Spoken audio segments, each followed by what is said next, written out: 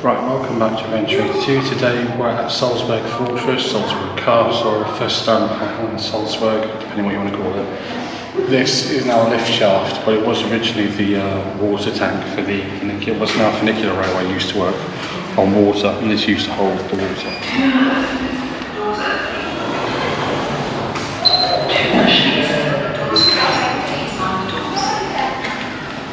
So now Eric has been very kind of showing the illustration. We'll go on the lift and up into the actual fortress. Let's go.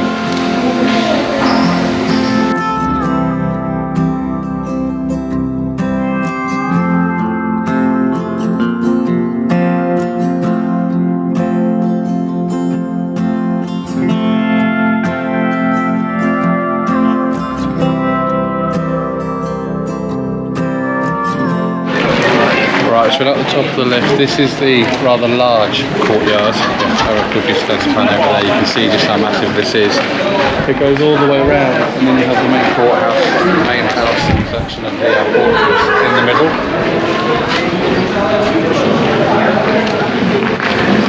But as you can see from the sign, that's for if you're the down direction is if you're going on a tour, you need the toilet. We've only just got here, so we need either of those things. So we're off that way. So let's go. Right, before we go any further, just to let you know the reason most of these shops are closed shots is because where this is kind of a last minute thing, Eric decided it was a good idea. We don't have the normal microphones. Having stand really close. If we do get a lot of over sound from people walking past, I do apologise. However, this is the Kistan, or in English, kitchen cistern. That's what this is here, looks like a big well. This would have been the water, where they got the water from for all their cooking.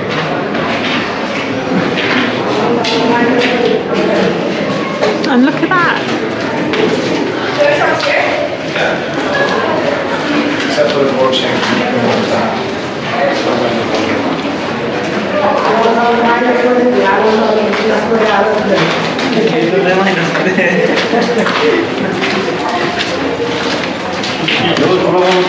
I'm back, so, sorry. Okay. Now I need to go through the arch. So let's go. Right, so this is part of the fortress, nothing to do with the fortress, it's just a little museum within it. It's the Marionette Museum, which is Erica's worst nightmare because she's petrified of the things. I don't like them. But nonetheless, what she is about to do is take you to have a look around the Marionette Museum. So over to Erica. If you hear screams, you know it's me.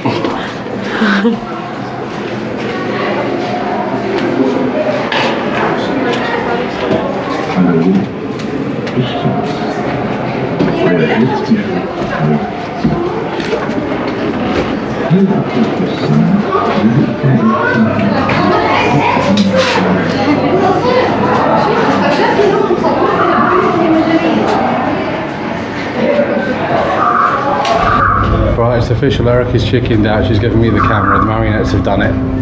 Got some really cool flying bats up here. Look at that. Wait for the next one. There he goes. That's quite cool. I do quite like this one. There's one over here. Look at this.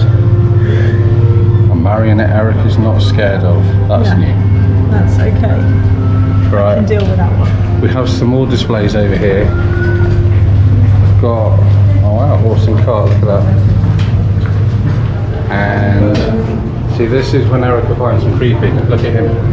I'm not sure, I think. That's what makes her think we're all doomed when you see the marionettes.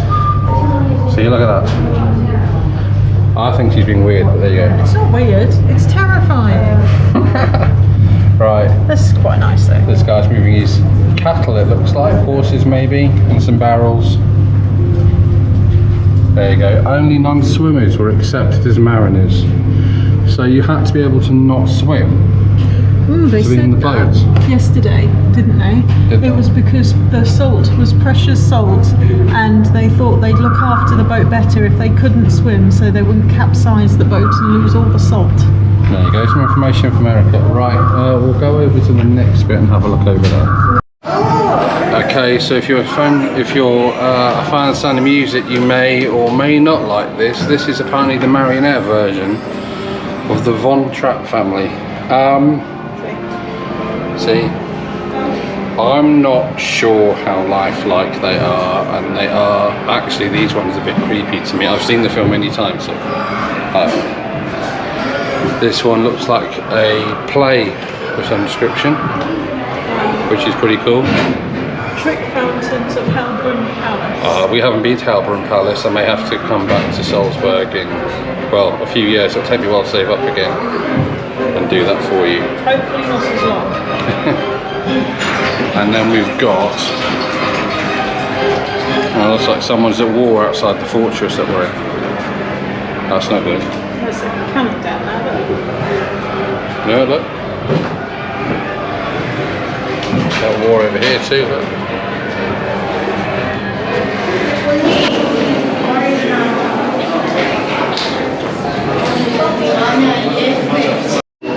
Right, so we're now in the part of the fortress museum. It's actually about the fortress itself, and this you're looking at here is a model of the fortress, actually made out of paper, do you believe? Sound effects in the background are from this screen here. But, so that was made out of paper. We'll go through this way. There's boards everywhere as you would expect. It says here, this room is about the Archbishop of Salzburg. The Archbishop is the head of the Catholic Church in Salzburg. He is the head of the Diocese of Salzburg. The diocese is a particular area looked after by the bishop or archbishop. There are about 100 archbishops on the list. And then you've got a few of the names there. So if you want to pause this and read all that all the way through, you can do. And then you've got some of the statues of the archbishops here. So every time there's a new archbishop, there is a new statue made. I'm not sure how well that comes out on camera because of the bright white light. Hopefully it comes out okay. So these guys are from left to right. We have Archbishop Gerhard, Konrad von Obstenberg I, and Leonhard von Kerschosch, and then there's three more that aren't up here, which you've got Matthäus Lang von Wallenberg, Wolf Dietrich von Rathenau,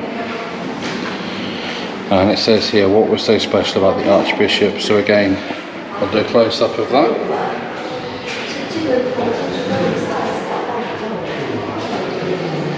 There we go. And another one of Erica's very interesting stones that she likes.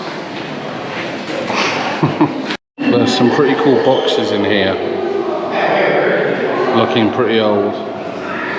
That, I'm not sure if that's original or whether that was put in by the Nazis, because I know the Nazis also used in here.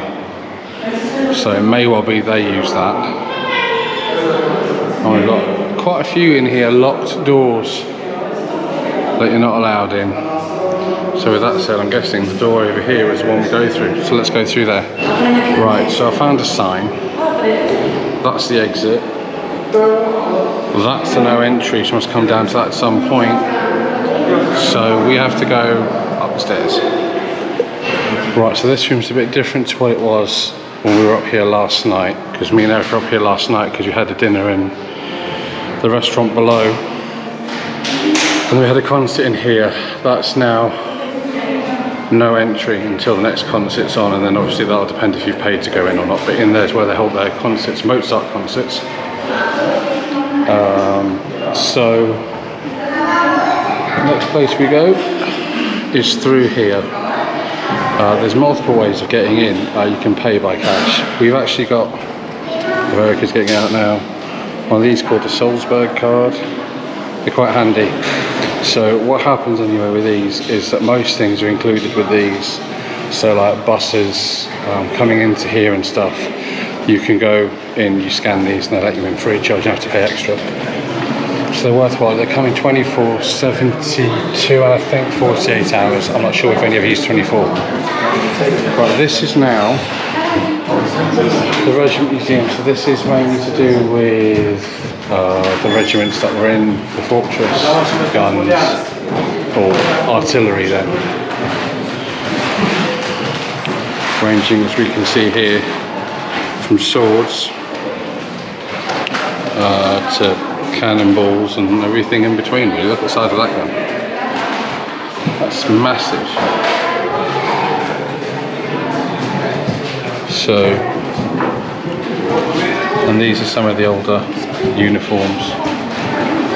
If you go down here, you see they've got the uniforms as they go along. See, so this is from 1682.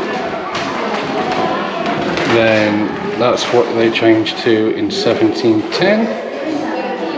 That's a grenadier. This one is a staff's officer. So that's 1740 to 1767. You've then got a fusilier, which is 1767 to 1796. And the last one here is the infantry, which would have been 1798 to 1806, 1809. They're not sure exactly. And the rest of it is artillery, with a few exceptions. We've got moving on again now. We've got 1809, 1837,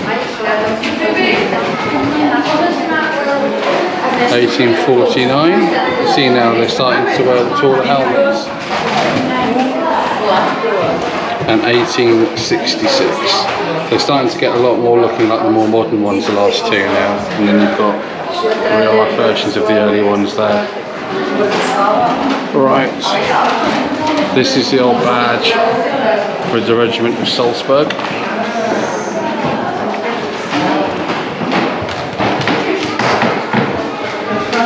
And then we've got real full life versions of the outfits here.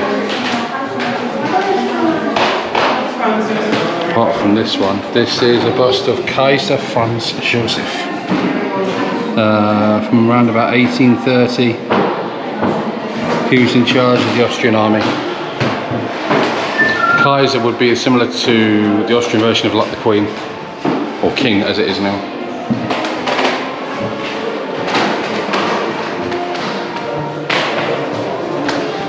Just for Paul, I'll make sure I get the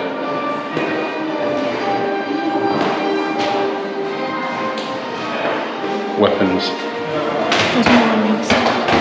I'm pretty sure that'll interest both Paul and Shane.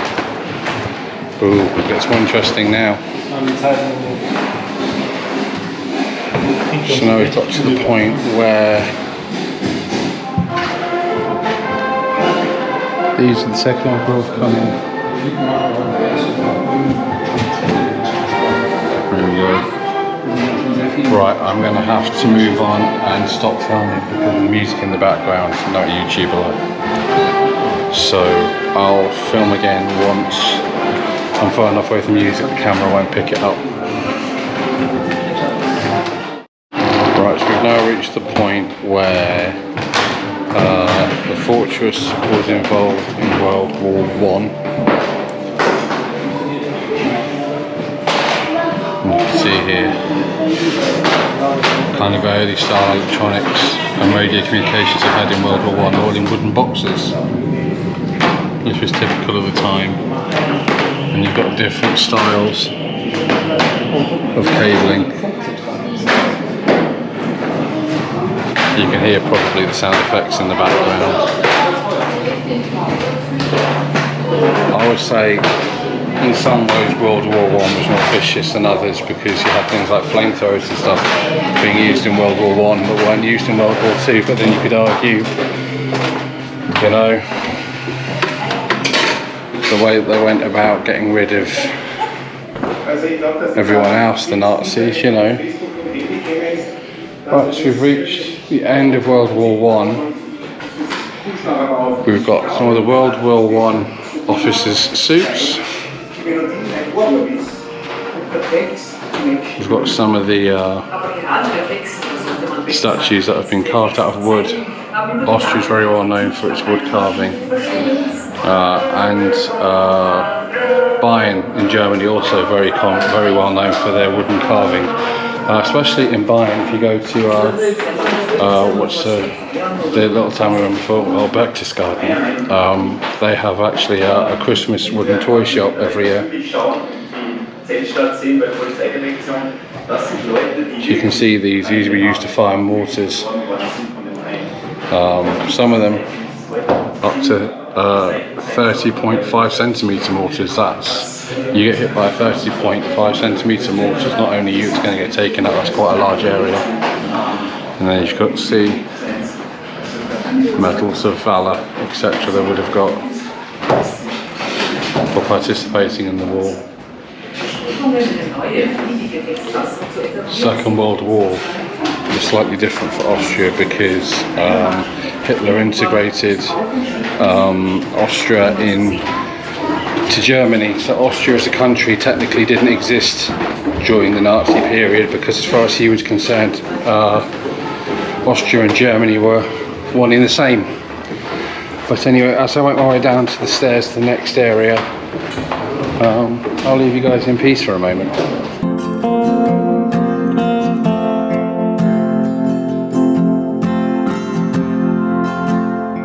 Right, well, before we saw the kitchen water storage area, now we're actually in the kitchen. Quite a large kitchen. You see some of these pots. I mean, look at this. This would have all been used. You can see it's a massive stone fireplace there. Obviously not been used in a long time, but it is pretty impressive. Erica likes this kind of stuff. I do, really, a lot. It's crazy. It is impressive, I have to say. Do we have any information for you on this? Let's have a look. Food in the fortress. The archbishops enjoyed a very good life in Salzburg fortress, pardon me.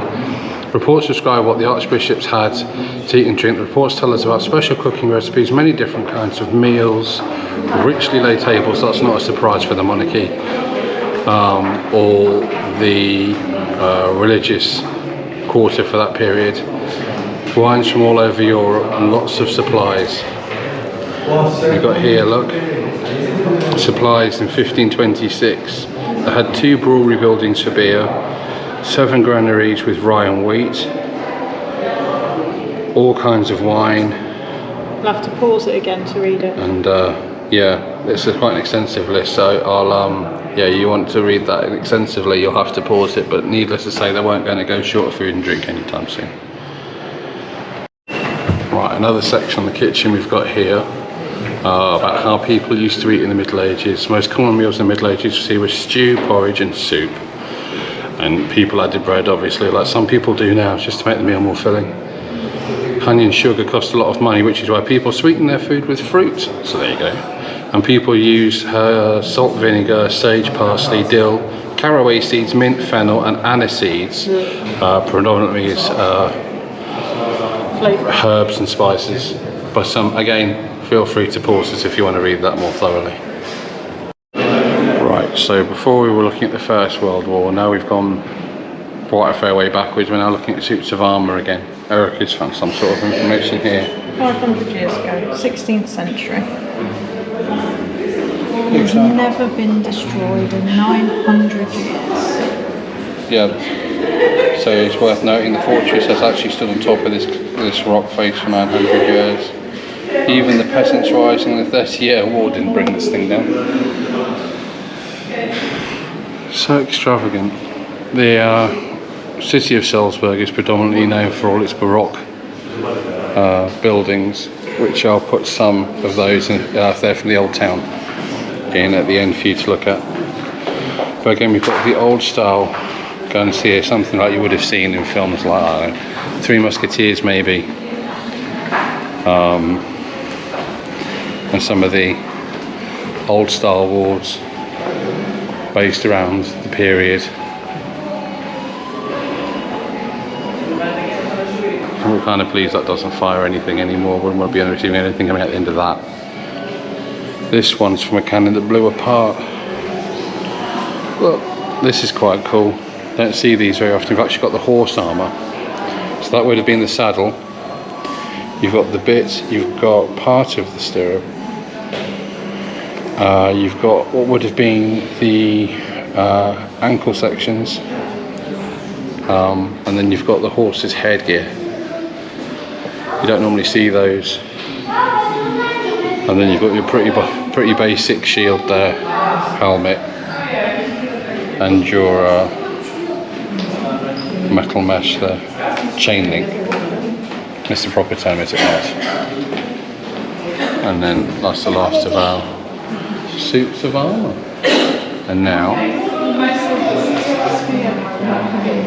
wow, I didn't notice those. Yeah. I just pointed out these massive. Well, actually, I don't know what they are because I've got a spear on the top. There you go. And I've got a slicing section on the bottom. Sword, sabre, back sword, dagger, knife, lance, pike. Jesus, can't say that. Sorry. Club, mace, battle axe, hammer, spike mace, or morning star. And they had a crossbow. None of these do you want to be brutally murdered with, let's be honest. So, before we get attacked, we're going to go through the marble doorway. Right, well hopefully this music isn't copyrighted because apparently it's from the Middle Ages, so we might get away with it. The music you can hear now is currently being played on one of these. We've also got a violin over here. And it's worth noting obviously that music played a very important role in Salzburg, being it was the birthplace of Wolfgang Amadeus Mozart, who was born here and lived here apart from the last 3 years of his life where he lived, and he died in Vienna. So very important role. Mozart, just an interesting thing for you to know, unlike every other music composer of his time, most people would write music, play it, rewrite it, and so on again. There you go. Even the Bruce Prissy. As I was saying, yeah, they play it, rewrite it, correct it, play it again, and to get it right. Mozart never did that. He always wrote it, and it always sounded perfect the first time. He never rewrote a single song. So, right, we're looking at the living and feasting now, so we're down to like serving bowls, plates, platters. Very unusual looking bed, and that's your basic table and chairs from the Middle Ages. What this is part of the original wall from the Middle Ages, because it was altered as the years went on, but this is what the original wall looked like. This was hidden behind brick around about 15th, 16th century, maybe slightly later, and then they've revealed this section just for you to see what it used to look like before they then extended it, because the fortress has had numerous extensions over the years. You missed something. Come and see. What have we missed? There's the chapel. Although I have to say, before the chapel we can't miss, what is that?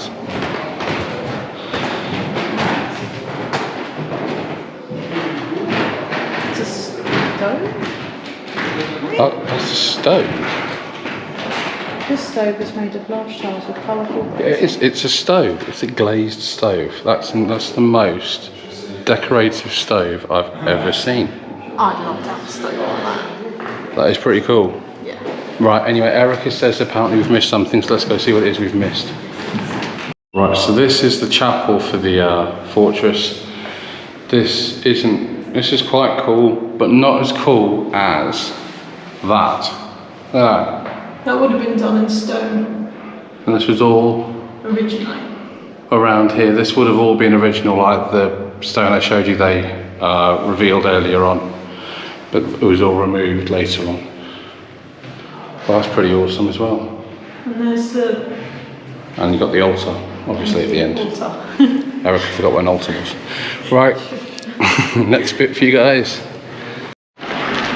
Right, so that completes our quick tour of the Festung fortress of Salzburg. There's a lot more to see than what we've shown you, but I don't have the battery power and I don't want the video to go on for 20 years, so you're bored of seeing my face. But I would recommend, you come here and look around it for yourself, because it is most definitely an experience, just like the salt mines were a couple of days ago. Although you'll be seeing the videos the other way around. Either way, makes no difference. Really do come and see Salzburg Fortress. I'm off to get a drink. Well, actually, I've got the drink. I'm just going to go drink it. And I'll see you in the next video, whichever one that is, because I'm probably not back in Jersey yet, so I haven't chosen. In the meanwhile, pick a spot. It's all nice to look at.